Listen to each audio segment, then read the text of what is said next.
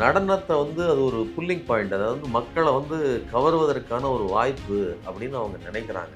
நான் என்னவா பார்க்குறேன் அப்படின்னு சொன்னால், 41 பேர் செத்துருக்காங்க. அந்த துயரத்துக்கு அவங்க வீட்டில் விழுந்த சாவுக்கு ஒரு குத்து போடு. சொந்த பிரச்சனைக்குங்க, மக்களுக்கு ஒரு பிரச்சனைனா நான் வந்து நிற்பேன் அப்படின்னு சொல்றா. ஓம் பிரச்சனைக்கு வாப்பா. அது மட்டும் இல்லை, இந்த பேச்சில் கவனிச்சிங்களா, என்னை தொட்டுட்டீங்க, உன்னை யார் தொட்டா அதை சொல்லு. சிஎம் அங்கிள், சிஎம் அங்கிளை தொட்டாரு. இந்த டப்பா இன்ஜின், ஓட்டை இன்ஜின், எவ்வளோ இன்ஜின் வந்தாலும் டாப் இன்ஜின் நம்ம டிவிக்கே தான். சட்டம் ஒழுங்கு சரியில்லை, சட்டம் ஒழுங்கு சரியில்லை, சட்டம் ஒழுங்கு என்ன சட்டம் ஒழுங்கு சரியில்லை, அதை நீ குறிப்பா பேசு. ஒட்டுமொத்தமா மோசம்னு சொல்லுவதற்கு டேட்டா வேணும். அப்ப நீ பேசுறது டேட்டாவோடு பேசினால் மட்டும்தான் நீ அரசியல் பேசுற. நான் சொல்றது அரசியல். பாஜக நமக்கு கொடுக்கலங்கிறது கண் முன்னால இருக்கு. இன்னொன்னு, இது வெறுமனே இப்ப பாஜக ஒன்றியத்தில் இருக்குன்னா பாஜக இங்க போட்டியில இல்லையா? உனக்கு பிரச்சனை நடக்குது, பாஜக உன்னை போட்டு புதுக்குன்னு பிதுக்குதுங்க. இன்னைக்கு வரலாம் அதே பொசிஷன். அமித்ஷா முன்னாடி அவருடைய அரூபமாக அவங்க அப்படித்தான் இருக்கிறாங்க. பாசிசத்தின் முன் மண்டியிட்டு சரணாகதி, சாஷ்டாங்க நமஸ்காரம் செய்கிற ஒரு அடிமை இந்த விஜய். என்னை தொட்டுட்டு உன்னை என்னடா தொட்டோம், உன்னை தொடவே இல்லையே, உன்னை புழிஞ்சி எடுக்கிறான் பாஜக, ரத்தம் சொட்டுது உடம்பு உன் கண்ணில் இருந்து. அப்படி நீ ஒரு வார்த்தை பேச மாட்டேங்கிற. அமித்ஷான்னு பேச வேண்டியது அந்த வாயில் என்ன இருக்குது? எஸ்.ஏ. சந்திரசேகர், ஒரு நாள் வசனத்தையா சொல்லி கொடுங்க அந்த பையனுக்கு.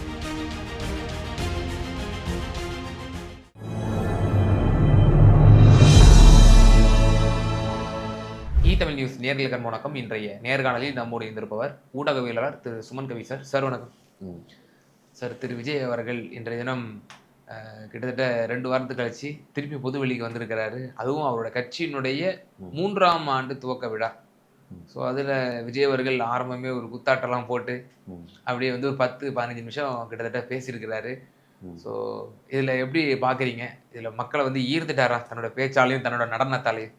அதுதான். அது என்னன்னா, அந்த நடனத்தை வந்து அது ஒரு புல்லிங் பாயிண்ட், அதாவது மக்களை வந்து கவருவதற்கான ஒரு வாய்ப்பு அப்படின்னு அவங்க நினைக்கிறாங்க. நான் என்னவா பார்க்குறேன் அப்படின்னு சொன்னால், 41 பேர் செத்துருக்காங்க.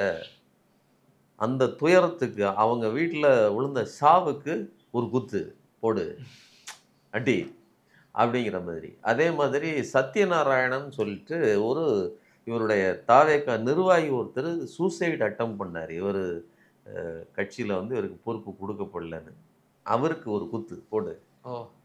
அதே மாதிரி அஜிதான்னு சொல்லிட்டு தூத்துக்குடியை சேர்ந்த பெண் நிர்வாகி, அவங்க வீட்டுக்கு முன்னாடி தர்ணா பண்ணாங்க, இல்லை செவி கொண்டு மடுக்கவில்லை, அவங்களுக்கும் போடு ஒரு குத்து. உனக்காக டெடிகேட்டட் டு அப்படிம்பாங்கல்ல, இந்த பாட்டை யாருக்கு டெடிகேட்டட் பண்ணுவீங்கன்னு, இந்த நடனத்தை நீங்க யாருக்கு டெடிகேட் பண்ண போறீங்க அப்படின்னு கேட்டீங்கன்னா, இதை வந்து 41 பேர் செத்தான் பார்த்தீங்களா, உங்களை பார்க்க வந்து அவன் வீட்டுக்கு, அவங்க வீட்டுக்காரங்களுக்கு, அவங்க குடும்பத்துக்கு, செத்து அவனுடைய ஆன்மாவுக்கு, நம்ம ஆன்மா சாந்தி அடையணும்னு தானே சொல்றோம் அவனுக்கு. அது மாதிரி இவங்களுக்கு அது போல இந்து மதப்பாட்டின் படி, அதாவது ஒரு குத்தாட்டம் போட்டு கொஞ்சம் பட்டாசுலாம் வெடிச்சு அதுல அந்த மாதிரி பண்ணுவாங்க. அந்த மாதிரி அது வயதாகி கல்யாண சாவுன்னு அதுக்கு பேரு. அது சில இடங்கள்ல வீடியோ கூட எடுப்பாங்க, சில சாவுகள்ல பெரிய வயதானவங்கள் சத்தா. அதுக்கப்புறம் அது ஒரு பழக்கமாயிட்டு. ஆனா விஜய் பண்ணுவது இருக்கு இல்லையா, இளவட்டங்கள் இவங்கெல்லாம் யாரும் இந்த அதாவது இறந்து போனவர்களும் குழந்தைகள்ல இருந்து எல்லாரும் இறந்து போயிருக்காங்க. 41 பேர்ல சூசைடு அட்டன் பண்ணவங்களும் வந்து இளைஞர்கள் தான். இன்னொன்று, இப்போ ஒரு படத்தை எடுத்து வச்சுக்கிட்டு அந்த படத்துக்கான ப்ரொடியூசர் இருக்கிறான் பாருங்களா, நெஞ்சில் அப்படியே அடி வயிற்றுல நெருப்பை கட்டிக்கிட்டு அவன் எந்த நிலைமையில இருக்கான்னு நமக்கு தெரியல, அவனுக்கும் சேர்த்து ஒரு குத்து. இவங்களுக்கெல்லாம் இந்த பாட்டை நம்ம இந்த ஆட்டத்தை டெடிகேட் பண்ணணும்.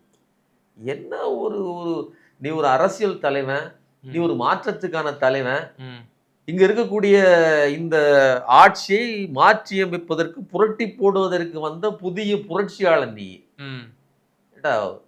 உன்னோட பிரச்சனைக்கே இது வரைக்கும் 1 மாசத்துக்கு மேல சத்தம் இல்லாம வீட்டுல ஒளிஞ்சு கிடந்த ஒரு தற்குறி, ஒரு பயந்தாங்குள்ளி, தொடை நடுங்கி, சொந்த பிரச்சனைக்குங்க, மக்களுக்கு ஒரு பிரச்சனைனா நான் வந்து நிற்பேன் அப்படின்னு சொல்றா. ஓம் பிரச்சனைக்கு வாப்பா. அது மட்டும் இல்லை, இந்த பேச்சில் கவனிச்சிங்களா, என்னை தொட்டுட்டீங்க, உன்னை யார் தொட்டா அதை சொல்லு. சிஎம் அங்கிள், சிஎம் அங்கிளை தொட்டாரு. சிஎம் அங்கிள் என்ன சொன்னாரு, நீ 41 பேர் செத்து கிடக்கிறான், ஓடி இங்க நீ வீட்டுக்கு வந்துட்ட. அவர் சொல்றாரு, எந்த ஒரு கட்சிக்காரரும் திட்டம் போட்டு ஒருத்தரை வந்து கொல்லணும்னு கூட்டத்தை கூட்ட மாட்டாரு. இதை விட உனக்கு ஆதரவா யாருங்க இருக்க முடியும்? நீ அவரை எதிரிங்கிற. எதிரிக்கும் கூட அவங்க வந்து இந்த நேரத்தை ஹெச்ராஜா வீட்டில் போய் அவங்க அவரை பார்த்து அவருக்கு வந்து ஆறுதல் தெரிவிச்சிருக்கிறாரு. எதிரியும் கூட நல்லா இருக்கணும்னு நினைக்கக்கூடிய ஒரு முதல்வர் நமக்கு கிடைச்சிருக்கிறாரு. அப்போ உனக்கு 41 பேர் செத்தப்போ அவர் ஆதரவா நின்னார். அது மட்டும் இல்லை, நீ இப்போ கிடந்து இந்த திரைப்படத்தை வெளியிடுவதற்காக அல்லாடிக்கிட்டு கிடக்கிற. உன்னை நேரடியாக பேச முடியாது. ஒரு முதலமைச்சர் உன்னை பற்றி பேசிட்டே இருந்து உன் வார்த்தை உன் பேரெல்லாம் சொல்கிற அளவுக்கு நீ பெரிய ஆள் கிடையாது. ஒரு முதலமைச்சருக்கு அவ்வளோ வேலை கிடக்குது. நீ உன் வேலையை பார்க்கறதுக்கே நீ வெளியில் வர்றதில்லை. நான் வெளியில் வர்றதே இல்லை. இனிமே எல்லாரும் வருவாங்க. யாரு? விஜய் வருவார் இல்லை, ஓட்டு போடுவதற்கு விஜய் வருவாங்க. யாரு? ஒவ்வொரு வீட்டில் இருக்கிற விஜயும் வருவாங்க.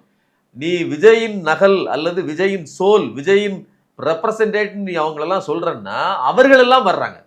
அவங்க ஓட்டு போடுறதுக்கு மட்டும் வரல, உன் கூட்டத்துக்கு வர்றாங்க. இப்ப கூட எல்லா இடத்துலயும் வர்றாங்க. நீ வரலங்கிறது தான் பிரச்சனை.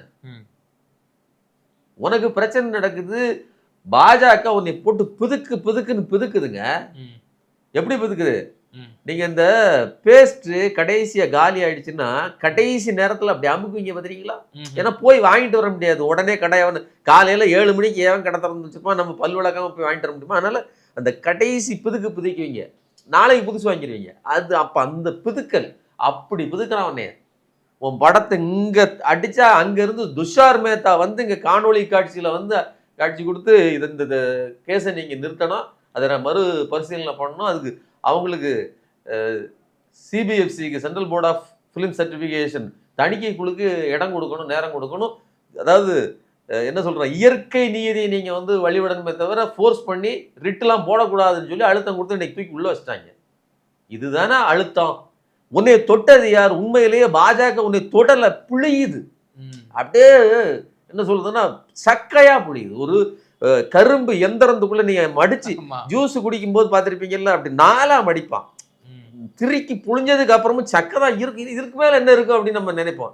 அது அமித்ஷாவுக்கு தெரியும். இதுக்கு மேலேயும் புளியலாம். அப்படி 4ஆ மடிச்சு உள்ள ஒரு அழுத்தி மேல டைட் பண்ணி அப்படி தள்ளுதான். உன்னை தொட்டுட்டீங்கன்னு சொல்லி நீ திமுகவை பத்தி பேசிட்டு இருக்கிற. வெக்கமா இல்லை? நான் என்ன கேட்குறேன், உனக்கு சூடு சொரணை எந்த ஒரு ஜென்மத்துக்கு ஒரு எறும்பு அப்படி லைட்டை நசிக்கிட்டீங்கன்னா திருப்பி வந்து நம்ம மேலே கடிக்குங்க. நம் உருவத்தை பற்றி அது கவலையே படாது. அதை நெசிக்கணும், அது செத்து போயிடும். அதை பற்றி கூட அதுக்கு அக்கறை இல்லை. ஆனால் நீ என்ன பண்ணுற, உன்னை இவ்வளவு பாடுபடுத்து பாஜக. ஒரு வார்த்தை பாஜகன்னு பேச மாட்டேங்கிற. முதல் மேடையில் என்ன சொன்ன, பாசிசமாவது பாயாசமாவதுன்னு சொன்னேன். உன்னை டீஸ்பூனில் எடுத்து பாசிச பாயாசம் எப்படி இருக்குன்னு வாயிலெல்லாம் ஊட்டிட்டு இருக்கிறான். சொல்ல வேண்டியதானே, அமித்ஷா என்னை நெருக்கிறான், பாஜக என்னை நெருக்குது, கூட்டணிக்கு கூப்பிடுறாங்க, என் படம் வெளியில வராமல் இருக்கிறதுக்கு அவங்க தான் காரணம். ஒரு அரசியல் கட்சிக்கு இதை விட ஒரு சந்தர்ப்பம் எங்கங்க வேணும்? மக்களுக்கு நல்லா தெரியும் யாரால் இது நடத்தப்படுகிறதுன்னு. உங்களுடைய முதல் படம் இருக்கு இல்லையா, இந்த டைம் டு லீடு தலைவா, அந்த படத்துக்கு என்ன நடந்துச்சு, ஜெயலலிதா எப்படி போட்டு நெருங்கினாங்கன்னு தெரியும். அந்த பாசிசத்தின் முகத்தை நீங்கள் அனுபவித்திருக்கிறீர்கள். அதை வச்சுக்கிட்டு இங்க வந்து நின்றுட்டு திமுக பாசிசம்னு பேசுறதுக்கு உனக்கு வரணும்னா நீ எவ்வளவு, நான் என்ன சொல்றேன், அங்க போய் கை கட்டிட்டு கொடநாட்டில் நாங்க அணில் மாதிரி நின்னோன்னு சொல்றேன். இன்னைக்கும் நீ அதே அந்த கட்டுற கையை பிரிக்கவே இல்லைங்க. இன்னைக்கு வரலாம் அதே பொசிஷன். அமித்ஷா முன்னாடி அவருடைய அரூபமாக அவங்க அப்படித்தான் இருக்கிறாங்க. பாசிசத்தின் முன் மண்டியிட்டு சரணாகதி சாஷ்டாங்க நமஸ்காரம் செய்கிற ஒரு அடிமை இந்த விஜய். திமுக அப்படின்னு சொன்னா அது அவர்களுடைய என்னன்னா அதாவது பாசிசம் அப்படிதான் இருக்கும். ஜனநாயக கட்சி என்ன பண்ணும்? இப்போ திமுக சைட்ல பாக்குறோம், செய்தி தொடர்பாளர் டி.கே. இளங்கோவன் என்ன சொல்லியிருக்காரு, நாங்க விஜய் பொருட்டாவே எடுத்துல அவர் வந்து நாங்க புறக்கணிக்கிறோம், அவரெல்லாம் நாங்க விமர்சனம் பண்ணி எங்க டைமை வேஸ்ட் பண்ண விரும்பல அப்படின்னு பதில் விமர்சனம் கொடுக்கும். அதுதாங்க, அதாவது பேசாமல் கடந்து செல்வதனால் அவர்களை வந்து கில்லிங் வித் சைலண்ட்னு சொல்லுவாங்க இல்லையா, சைலன்ஸ்னு சொல்லுவாங்களா. பேசாம விடுவதன் மூலமாக அதை நெக்லெக்ட் பண்றது அப்படின்னு அது அந்த நீர்த்து போச்சு. அந்த யுத்தி, அது ஒரு யுத்தி. பேசாமல்ங்கிறது வந்து அதிகம் பேசாமல், விஜயினுடைய பிரச்சனைகள் இருக்கும்போது அதற்கான எதிர்வினைகளை ஆற்றிட்டு தான் இருக்காங்க. விஜயை மாதிரி எதற்குமே பேசாமல் அப்படி இல்ல. இப்போ தனக்கு ஒரு பிரச்சனைன்னா ஒரு மாசம் லீவ் எடுத்துட்டு திடீர்னு வந்து பேசி அவதாரம் மாதிரி வெளியில வந்து பேசுவதல்ல. பேச வேண்டிய இடத்தில் பேசுகிறாங்க, ரொம்ப பேசாம தவிர்க்கிறாங்க அப்படிங்கிறத அவர் சொல்றாரு. இப்போ ஒரு திருக்குறள் ஒண்ணு, வள்ளுவர் இப்போ உயிரோட இருந்திருந்தா திமுக ஆட்சியை பார்த்திருந்தா அவர் எப்படி எழுதியிருப்பாரு அப்படின்னு சொல்லி ஒரு திருக்குறள்லாம் புதுசா கண்டுபிடிச்சிருக்காரு. அநீதி, அராஜகம், தில்லுமுள்ளு இவையெல்லாம் திமுக முதற்றே உலகு அப்படின்னு சொல்லி ஒன்ஸ் மோர் ரிப்பீட்டா பல முறை இதை சொல்லிட்டாரு. அநீதி, அராஜகம், தில்லுமுள்ளு இவையெல்லாம் திமுக முதற்றே உலகு அப்படின்னு வள்ளுவர் படிச்சிருப்பாரு அப்படின்னு சொல்றாரு. அதாவது இந்த இவங்க வந்து இவங்ககிட்ட ஒரு ஸ்கிரிப்ட் எழுதுறதுக்கான ஒரு டீம் இருக்குங்க. எனக்கு தெரிஞ்சு அந்த ஸ்கிரிப்ட் எழுதுற டீம்ல ராஜ்மோகனும் உள்ள உட்காந்துருக்கலாம், இந்த கவிதைலாம் சேர்த்து எழுதி கொடுக்கறதுக்கு. அதே மாதிரி இந்த ஃபெலிக்ஸு பத்திரிகை எல்லாம் இருந்திருக்காப்புல, இது மாதிரி ஒரு பஜனை கோஷ்டி மாதிரி ஒன்று உள்ள வச்சிருக்காப்புல. புதுசா இன்னொரு வரவு வந்திருக்கு. ஆமா, நாஞ்சில் சம்பத். ஆமா, நாஞ்சில் சம்பத் எங்க இருக்காருன்னு தெரியல. ஏன்னா அவரும் இதே மாதிரி அப்படின்னு எழுதி கொடுப்பாரு, கொடுத்துருப்பாரு. ஆனா இந்த மாதிரி, அதாவது இந்த பாட்டிலுக்கு 10 ரூபான்னு ஒரு டைலாக் விட்டது, பவள விழா பாப்பான்னு சொல்லிட்டு ஒரு அதெல்லாம் அதாவது என்ன சொல்றதுன்னா அபத்தமா இருக்குது. நீங்க அதாவது முழுக்க ஒரு திரைப்பட நாயகன் வந்து களத்துக்கு நின்னா எப்படி பாட்டு போடுவான், டான்ஸ் ஆடுவான், அவனுக்கு வந்து அரசியலே தெரியாதுங்க. அவன் பேசுற என்னைக்காவது ஒரு வார்த்தை அரசியல் பேசியிருந்தாலும் இந்த ஆள் பேசியதில் அரசியல் ஏதாவது இன்னைக்கு பட்ஜெட் வந்திருக்குங்க, நேத்தான் வந்திருக்குது. இன்னைக்கு மேடை எவ்வளவு பெரிய மேடை, தமிழ்நாட்டுக்கு மிகப்பெரிய ஒரு ஒடுக்குமுறையை இந்த பாஜக அரசு செய்கிறது. நீங்க நிதி கமிஷன் இன்னும் 5 வருஷத்துக்கு 26 தொடங்கி 31 வரையிலும் அது சொல்றதா, அதுல 41% மேல உங்களுக்கு வரி பகிர்வு கிடையாதுன்னு சொல்லியாச்சு. தமிழ்நாடு 50% வேணும் சொல்லிக்கிட்டே இருக்கிறாங்க. இதனால் எல்லா மாநிலங்களுக்கும் குறையுது. தமிழ்நாடு அளவுக்கு பெரிய மாநிலங்கள், நல்ல ப்ரொடக்டிவா வேலை செய்கிற மாநிலங்களுக்கு கிட்டத்தட்ட 1000, தமிழ்நாட்டுக்கு மட்டும் மற்ற மாநிலங்களோடு ஒப்பிடும்போது 1000 கோடி ரூபாய் மொத்தமா குறையுது. ஜல்ஜீவன் திட்டம்னு ஒண்ணு கொடுத்தாங்க, அவங்க தான் அந்த திட்டம் பெருசா நாங்க வீட்டுக்கு தண்ணி கொண்டு வந்து கொடுக்குறோம் அப்படின்னு, அதுக்கு 3300 கோடி ரூபாய் அந்த பணம் கொடுக்கல. அந்த மொத்த நிதியே 67,000 கோடி போன பட்ஜெட், இந்த தடவை 17,000 கோடி. அதோட பொருள் என்ன அப்படின்னா, இனிமேல் அந்த திட்டம் கிடையாது, ஊரக வேலைவாய்ப்பு திட்டம் கிடையாது. அதாவது கில்லிங் இன் சைலண்ட்னா இதுதான். கில்லுனா எது? மக்களை கில்லிங். புரியுங்களா? இப்படி நடக்குது. இதுல நான் இன்னொன்னு கேட்கறேன், 2026 தேர்தல் வருது. உனக்கு நீ மேலதானே இருக்கிற, திமுக அரசு மேல அவ்வளவு குற்றம் சொல்றல்ல, நீ இதே மாதிரி எதையாவது ஒண்ணு சிறப்பா செஞ்சு பாருங்க, நாங்க இவ்வளவு செஞ்சிருக்கிறோம், எங்களுக்கு ஓட்டு போடுங்க அப்படின்னு நீ கேட்கலாம்ல. அதுக்கு கூட எங்களுக்கு தேவையில்லை. தமிழன் ஆகாது, தமிழ் ஆகாது. அவன் ஒரு திருக்குறள் சொல்லுவாங்க, அந்த அம்மையார் சொல்லும், அந்த திருக்குறளுக்கு பதிலாக இந்த ஆள் திருக்குறள் சொல்லியிருக்கான். திருக்குறள்ங்கிற பேர்ல ஏதோ ஒரு தற்குறி குறளை ஒன்று சொல்லியிருக்கான். திருக்குறள்னா முதல்ல அதுக்கு அடி தலை என்ன சொல்றதுன்னா, அந்த குறள் வெண்பாக்குள்ள நிக்கணும், எல்லாம் இருக்கு.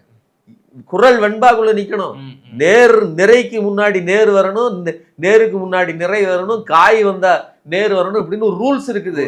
கடைசியில முடியும் போது 3 சீர்ல முடியணும். இப்படி இருக்கு. ஆமா, இவங்க வந்து அந்த சத்தத்தை அப்படி எடுத்துக்கிட்டு ஒன்ன ஒரு என்ன சொல்றது, ஒரு ப்ரொபகண்டாவுக்கு ஒன்ன தயாரிச்சிருக்காங்க. நான் தான் சொல்றேன், அந்த அம்மா யாரு, நிர்மலா சீதாராமன் எப்போதும் திருக்குறள் சொல்லுவாங்க, அதை சொல்லல, அதுக்கு பதிலாக விஜய் சொல்லியிருக்காரு. நான் கேட்கறது என்னன்னா, இப்படி ஒடுக்குகிற பாஜகவை குறித்து உன்னுடைய நிலைப்பாடு என்ன? ஒரு வார்த்தை பேச. சட்டமன்ற தேர்தல் தானே சார், பாஜக வந்து இங்க சீன்லயே கிடையாது. திமுக தான் வந்து கண்மூடித்தனமா பிஜேபி எதிர்த்துட்டு இருக்கோம், ஏன்னா அவங்களோட அரசியல் லாபத்திற்காக. இங்க இருக்கக்கூடிய அதிமுக புரியவே இல்லை. அவர் வந்து சட்டமன்ற தேர்தலில் திமுக தான் எதிர்ப்பு தான் பிரதானப்படுத்தணும் அப்படின்றது நான் சொல்றது உங்களுக்கு புரியவே இல்லை. அரசியல் பேசணும், அரசியல்னு ஒண்ணு இருக்குது. சட்டம் ஒழுங்கு சரியில்லை, சட்டம் ஒழுங்கு சரியில்லை, சட்டம் ஒழுங்கு என்ன, சட்டம் ஒழுங்கு சரியில்லை, அதை நீ குறிப்பா பேசு. ஏங்க, சட்ட ஒழுங்கை பற்றி ஒரு என்ன சொல்றதுன்னா புள்ளி விவரங்கள் வருகிறது. தமிழ்நாடு சட்டம் ஒழுங்கில் அந்த இடத்துல இல்ல. ரோட்டுக்கு ரோடு என்ன, தாலிபு செயினை பிடிச்சி இழுத்துட்டா இருக்கிறான், அல்லது ரோட்ல எல்லாம் செத்தா கிடக்குறாங்க. ஒவ்வொருத்தரும் நீங்க சொல்லுங்க, இன்னைக்கு வீட்டுல இருந்து வந்தீங்க, வர்ற வழியில ஏதாவது நீங்க வந்து கொலையும் கொள்ளையும் பார்த்துட்டா வந்தீங்க? இவ்வளவு பெரிய மக்கள் 7.5 கோடி மக்கள் வாழுகிற இடத்துல ஏதோ ஒரு 2 குற்றவாளிகள் இல்லாம இருக்க மாட்டான். நீங்க எந்த ஆட்சியாளனை கொண்டு வந்து உட்கார வச்சாலும் அந்த இடத்துல எவனோ ஒருத்தன் தனிப்பட்ட பகை, குடும்ப பிரச்சனை, பொண்டாட்டி அடிக்கிறது, கொள்றது, ஏதாவது ஒன்று நடந்துகிட்டு இருக்கும். அதையெல்லாம் வச்சுக்கிட்டு ஒட்டுமொத்தமா மோசம்னு சொல்லுவதற்கு டேட்டா வேணும். அப்ப நீ பேசுறது டேட்டாவோடு பேசினால் மட்டும்தான் நீ அரசியல் பேசுற. நான் சொல்றது அரசியல். பாஜக நமக்கு கொடுக்கலங்கிறது கண் முன்னால இருக்குது. இன்னொன்னு, இது வெறுமனே இப்ப பாஜக ஒன்றியத்தில் இருக்குன்னா பாஜக இங்க போட்டியில இல்லையா? அல்லது பாஜக சேர்ந்திருக்கிற அதிமுக போட்டியில் இல்லையா? இவங்க 2 பேருக்கும் சேர்ந்து சி ஓட்டர் சர்வேல 33% கொடுத்துருக்கானா கொடுக்கலையா? அந்த 33ல இருந்து உனக்கு வேணும்ல. உனக்கு வெறுமனே திமுக வச்சிருக்கிற 45% மட்டும்தான் பிடிக்கணுமா? இது என்ன விதமான அரசியல்? எதிரில் நிக்கிறவன் எல்லாரும் எதிரி தானாங்க. நீ ஆட்சிக்கு வரணும், அதான உன்னோட இலக்கு. அப்போ வலுவா பேசணும்ல. அப்போ திமுகனா என்னை தொட்டுட்டு உன்னை என்னடா தொட்டோம்? உன்னை தொடவே இல்லையே. உன்னை புழிஞ்சி எடுக்கிறான் பாஜக. ரத்தம் சொட்டுது உடம்பு, உன் கண்ணில் இருந்து. அப்படி நீ ஒரு வார்த்தை பேச மாட்டேங்கிற. அமித்ஷான்னு பேச வேண்டியது அந்த வாயில் என்ன இருக்குது? எஸ்.ஏ. சந்திரசேகர், ஒரு 4 வசனத்தையா சொல்லி கொடுங்க அந்த பையனுக்கு. சார் இப்போ அடுத்தபடியா என்ன சொல்றாரு அப்படின்னா, சிஎம் சார் வந்து நம்ம இருக்காருல்ல, சிஎம் சார் அவர் வந்து ஒரு மேடையில வந்து பேசினாரு. நம்ம அமைச்சர்கள் நம்மவர்கள் ஏதாவது வந்து பிரச்சனைகளை கொண்டு வந்துருவாங்களோன்னு சொல்லி காலையில் என்னால் தூங்க கூட முடியல. என்னால் தூங்கி முழிக்கும் போது ஏதாவது பிரச்சனையை கொண்டு வந்துருவாங்களோன்னு சொல்லி நான் வந்து ரொம்ப பயந்து தான் தூங்குறேன் அப்படின்ற மாதிரி சொல்லுவார். ஆனால் என்னைக்காவது ஒரு நாள் நல்ல ஒரு தூங்குவார் இல்லையா? அப்போ அந்த சமயத்தில் அவரை எழுப்பி விட்டு சிஎம் சார், அதை அவர் நடிச்செல்லாம் காட்டுறாரு சினிமா பாணியில், சிஎம் சார் அப்படின்னு சொல்லி அவரு திடீர்னு அப்படி முடிச்சுட்டு அப்படி கேட்டோம்னா யாருக்கு ஓட்டு போடுவீங்கன்னு கேட்டீங்கன்னா அவர் விசில் அப்படின்னு சொல்லுவார். சிஎம்ஏ விசில்னு சொல்லுவாராம். அந்த அளவுக்கு வந்து திரு விஜய் அவர்கள் வந்து சொல்றாரு. சிஎம் ஸ்டாலினும் நம்ம தாவேக்காவோட ரசிகர் தான், விஜயோட ரசிகர் தான் அப்படின்ற அளவுக்கு சொல்ல வராரா? நான் ஒன்றும் சொல்லலைங்க, அதெல்லாம் விட்டுருங்க. சிஎம் சார் எங்கேயோ இருக்கிறாரு, இவர் வீடு எங்க பனையூர்ல இருக்குது, சிஎம் சார் வீடு இங்க இருக்குது. நேரா போங்க, சங்கீதா அம்மையாற்ற எழுப்பி, யாரு அவருடைய மனைவி துணைவி, அவர்கிட்ட எழுப்பி விஜய் அப்படின்னு நீங்க சொல்லுங்க, அவருக்கு யாருங்க அப்படிம்பாங்க. அதுதான் நிலைமை. நீங்க வெளியில இவ்வளவு கிரேஸாகவும் இவ்வளவு இதாகவும் இருக்கிற இந்த நபருக்கு குடும்ப வாழ்க்கை எதுவுமே கிடையாது. இப்படி ஒரு வாழ்க்கையை மனுஷன் வாழவே முடியாதுங்க. நான் என்ன சொல்றேன், இந்த பிரியமான விளைவா ஒரு படம் உண்டு, இந்த அதுல வந்து அக்ரிமெண்ட்ல லவ் பண்ணுவாங்க, கடைசியில பிரிஞ்சு போயிடுவாங்க. ஒருத்தன் அக்ரிமெண்ட் முடிஞ்சு போச்சு இல்லை அப்படின்பா, அவருக்கு எந்த உணர்ச்சியுமே இருக்காது. அதே மாதிரியான தனியா வாழக்கூடிய ஒரு பிராணியா தான் இது இருக்குது. பனையூர் பங்களா விட்டா அந்த நீலாங்கரை வீட்டோட ரூமு, வீடு கூட கிடையாது. வீடுன்னு நீங்க நினைக்காதீங்க, ஒத்த ரூமுக்குள்ள தான் போய் இருப்பாப்புல. வேற யாரும் நீங்க லேசிகளுக்கெல்லாம் கிட்ட போக முடியாது. அப்போ விஜயோட மகன் இவர்கள்ட்ட கூப்பிட்டு கேளுங்க, எதுக்கு ஓட்டு போடுவீங்க அப்படின்னா அவங்க சொல்லுவாங்க, நாங்க திமுக ஓட்டு போடுவோம். எதுக்கு சொல்றேன்னா, இப்படி ஒரு தற்குறி, நான் தான் சொல்றேன், தற்குறிங்கிறது அதாவது ஒரு பொருளை என்ன வார்த்தையால் குறிக்கிறோம்னு சொல்றது இல்லைங்க, அது அந்த பொருள் அதற்கான அடையாளத்தை சொல்லணும். நீங்க ஒரு பொருளை ரோஜா பூ அப்படின்னு சொல்லிட்டாலும் அது ரோஜாவாயிருமா? அது மணந்தாதான் அது ரோஜா. ஒரு பொருளை வேற ஒரு வார்த்தையால் சொல்லுவதனால் அது இது பண்ணுமா, அந்த வாடை அதை காட்டி கொடுக்கணும். அதனால விஜய் வந்து தன்னைத்தானே சொல்லிக் கொள்வதால் அந்த இது கிடையாது. அதே மாதிரி விஜய் யாரும் தற்குறின்னு சொல்லி இழிவுபடுத்தல, உன்னுடைய செயல்பாடு தற்குறிங்குது. சரிங்களா? இப்போ ஒன்றும் இல்லைங்க, ரோஸுன்னு நீங்க சொன்னாலும் சரி, ரோஜான்னு சொன்னாலும் சரி, அல்லது தெலுங்குல வேறு வேறு சொன்னாலும் சரி, அது ஒரே மனத்தை தான் கொடுக்கும். அது அதோட தன்மையிலிருந்து தான் அதோட வரவேற்பை பெறுகிறது. அதே மாதிரி தான் வேற பொருட்களும் உன்னுடைய தன்மையிலிருந்து தான் உனக்கான பெயர் உற்பத்தி ஆகிறது. நீ ஜப்பானுக்கே போனாலும் ஜப்பான் மொழியில தற்குறிக்கு என்ன உண்டோ அதைத்தான் சொல்லுவானே தவிர உனக்கு அறிவு இருக்குன்னு சொல்ல மாட்டான். இறுதியான ஒரு கேள்வி சார், இப்போ அவர் என்ன சொல்றாருன்னா, 2026 சட்டமன்ற தேர்தலை பொறுத்த வரைக்கும் மக்களுக்கு வந்து டிவிக்கே தான் ஒரே ஆப்ஷன், அதர்வைஸ் நோ டைவர்ஷன் அப்படின்ற மாதிரி சொல்லி அவர் முடிக்கிறாரு. ஸோ மக்கள் அப்போ தெளிவாக இருக்காங்க, நீங்கள் திமுகவும் சரி மற்ற எதிர்கட்சிகள்லாம் சரி நீங்கள் வேணால் சொல்லிட்டு போங்க. அதில் என்டிஏவையும் அவர் வந்து இதில் வந்து இது முதன்முறையாக பாஜக அணி அப்படின்னு சொல்லியும் அவர் வந்து முதன்முறையாக அவர் பேசிக்கிறது நம்மளால் பார்க்க முடியுது. இவங்களாம் ஒரு அணியாக இருக்கிறாங்க 3 அணிகள் அப்படிலாம் சொல்லுவாங்க. ஆனால் எங்களுக்கும் திமுகவுக்கும் தான் போட்டி அப்படின்னு சொல்லிட்டு மக்களோட ஒரே சாய்ஸ் டிவிகே தான் அப்படின்னு சொல்லி முடிக்கிறாரு. நிறைவான கருத்து. இல்லை அதுதான் அது அவர் ஒரு கட்சி வச்சிருக்காப்புல, அவர் எல்லாருமே அதான் சொல்றாங்க. சீமான் கூட தான் சொல்றாப்புல. சீமான் இப்போ வித்தியாசமா வேற ஒன்றும் சொல்றாரு, எனக்கு யாரும் ஓட்டு போட வேண்டான்னு வேற நான் ஓட்டு சொல்றாரு. போவேன்ட்டு. அது ஏன் அப்படின்னா போட மாட்டாங்கன்னு தெரிஞ்சு போச்சு. ஒரு ரசிக கூட்டம் ஒரு ஆன்டி இன்கம்பன்சி அல்லது ஒரு திமுக ஆன்டி டிஎம்கே ஓட்டுகள், அது வந்து ஆன்டி இன்கம்பன்சி கூட கிடையாது, ஆன்டி டிஎம்கே ஓட்டுக்கள்ல ஒரு பகுதி அது அதிமுகவுக்கு போட்டு போட்டு போர் அடிச்சு போனது, அதிமுக ஜெயிக்காதுங்கிற நிலைமையில உள்ளவங்க, அவங்களுடைய புது பசங்கள்லாம் இந்த இவர்களுக்கு போட்டுத்தான் ஜெயலலிதா இறப்புக்கு பிறகுதான் சீமானுடைய வளர்ச்சியே. அப்போ அதை கணக்கு பண்ணி பார்த்தீங்கன்னா அது இன்னைக்கு ஒரே நாளில் காலியாக போகுது. அதனால அது தெரிஞ்சு போச்சு. இன்னும் நல்லா பாருங்க, எந்த சர்வேலையும் சீமானை பற்றி எந்த தகவலும் கிடையாது. அதர்ஸ்லாம் போடுவாங்க, அதர்ஸ்லாம் போடுறான். இன்னொன்று, இப்படி ஒரு கட்சி, இப்படி ஒரு ஆள் உயிரோட இருக்காருங்கிறதே அவன் கன்சிடரே பண்ணல. அங்கீகாரம் பாவம், அது நான் ரொம்ப முக்கியங்க. அவருடைய ஆதரவாளர்கள்லாம் ரொம்ப புலம்புறாங்க. நான்லாம் எவ்வளவு கஷ்டப்பட்டு எப்படி கிடந்து ரோட்ல உருண்டு வந்தேனப்பா, மழை பெஞ்சுக்கிட்டு இருக்கும். மாநில அங்கீகாரம் பெற்றிருக்கு. ஆமா ஆமா, தனியா 8.2 வாங்கியிருக்கு. கண்டிப்பா. நான் வந்து அதாவது விஜய் சீமானுடைய பேச்சுக்கள், அவருடைய விமர்சனங்கள், பெரியார் பற்றிய கருத்து இதெல்லாம் மாறுபடுறேன். ஆனா அவருடைய உழைப்பில் நான் குற்றம் சொல்லல. அந்த உழைப்பு, அதாவது திருட்டு போய் கூட உழைக்க தாங்க செய்யறான். செவுத்த உடைக்கணும் எவ்வளவு கஷ்டம். அது ராத்திரி சின்ன கம்பியை வச்சு உடைக்கிறது எவ்வளவு கஷ்டம் பாருங்க. பெரிய மிஷினை வச்சு ட்ருன்னு அடிச்சு பகல்ல உடைக்கிறத விட சத்தம் கேட்காம சின்ன மிஷினை வச்சு உடைக்கிறது எவ்வளவு கஷ்டம். அவ்வளவு கஷ்டப்பட்டு தான் இந்த இடத்த பிடிச்சிருக்காப்புல என்டிகே. அதனால திருட்டு போய் அளவுக்கு இவருக்கு வந்து திறமை அதிகம்.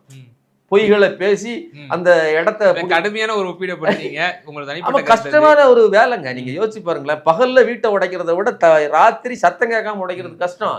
ஏடிஎம் மிஷினை யாருக்கும் தெரியாம, இது சிசிடிவிக்கு தெரியாம உடைக்கிறது கஷ்டம். அந்த வேலையை இவர் செஞ்சு 8%. இந்த டயலாக் வந்து எல்லா கட்சிகளும் சொல்லக்கூடிய டயலாக் தான் இவர் சொல்லியிருக்காரு. ஆமா, இன்னைக்கு என்ன அப்படின்னா, சீமானுக்கு தன் கடை காலியாகிறது, தன்னை ரசித்து கொண்டு தைகு தட்டிட்டு இருந்த கூட்டம் இல்லை, இப்போ விஜய் பக்கம் போயிடுச்சு. அதனாலதான் அதர்ஸ்ன்னு சொல்லி ஒரு பக்கத்துல பிராக்கெட்ல விஜய்கின்னு ஒரு நம்பர் ஏன் போடுறாங்கன்னா, விஜய் அந்த இடத்தை, அந்த சினிமா கவர்ச்சி, திரைக்கவர்ச்சின்னு திட்டுற சீமான உண்மையிலேயே திரைக்கவர்ச்சி தான், அந்த திரைக்கவர்ச்சியில இருந்து எடுத்துட்டு போறாருங்கிறதுனால அவரு இனிமேல் காலிங்கிறாரு. ஆனால் அது தனக்கு வருங்கிற நம்பிக்கை இருக்கிறதுனால இவர் அதை எக்ஸாகரேட் பண்ணி கொஞ்சம் அதிகமா பேசுறாருங்கிறது என்னுடைய கருத்து. நிச்சயமா சார். இன்று தினம் தாவேகாவினுடைய 3ஆம் ஆண்டு விழா, விஜய் அங்க நடந்த சில சம்பவங்கள், அவருடைய பேச்சு, இது சம்பந்தமாக ரொம்ப தெளிவா எங்க நேயர்களுக்கு பகிர்ந்தீங்க. ரொம்ப நன்றி. நன்றி.